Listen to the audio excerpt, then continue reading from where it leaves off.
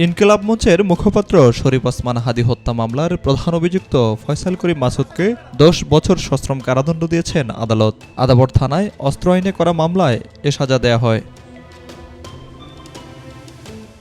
বৃহস্পতিবার দুপুরে ঢাকার ১৮তম অতিরিক্ত মহানগর দায়রা জজ মাহমুদুল মহসিনের আদালত এ রায় দেন। এর আগে গত রোববার মামলাটির যুক্তিতর্ক উপস্থাপন শেষে আদালত রায় ঘোষণার দিন ধার্য করেন। অস্ত্র মামলাটির তদন্ত শেষে ফয়সাল করিমকে অভিযুক্ত করে গত বছরের ২৮ মার্চ আদালতে চার্জশিট দেন আদাবর থানার উপপরিদর্শক জাহিদ হাসান। মামলার বিচার চলাকালে ১৪ সাক্ষীর মধ্যে ১৩ জনের সাক্ষ্য গ্রহণ শেষে আদালত এর রায় ঘোষণা করেন।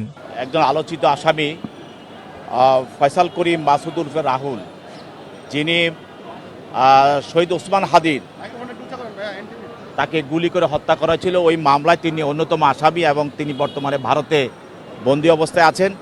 এর পূর্বে একটি অস্ত্র আইনের মামলা হয়েছিল, সেটা হলো বিদেশি 2টি পিস্তল পাওয়া যায়। একটি পিস্তলে 4 রাউন্ড গুলি ছিল, আর একটি পিস্তলে 1 রাউন্ড গুলি ছিল এবং ম্যাগজিন সহ উদ্ধার করে তাকে পুলিশ গ্রেপ্তার করে আদালতে সোপর্দ করে।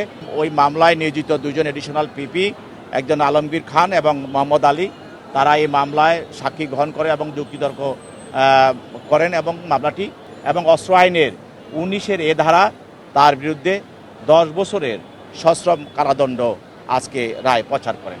মামলার অভিযোগে বলা হয়েছে ২০২৪ সালের ২৭ নভেম্বর দুপুর ২:৩০টার দিকে মাদক কারবারি সন্দেহে আদাবর থেকে ফয়সাল করিমকে আটক করে র্যাব পরে তাকে নিয়ে বাসায় অভিযান চালান।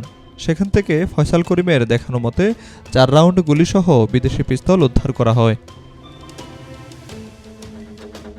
এ সময় ফয়সাল অস্ত্রের বৈধ কোনো কাগজপত্র দেখাতে পারেনি। এ ঘটনায় র্যাব পরদিন ৮ নভেম্বর আদাবর থানায় অস্ত্র আইনে মামলা করেন। সত্য সরকার, বিনিউজ 24, ঢাকা।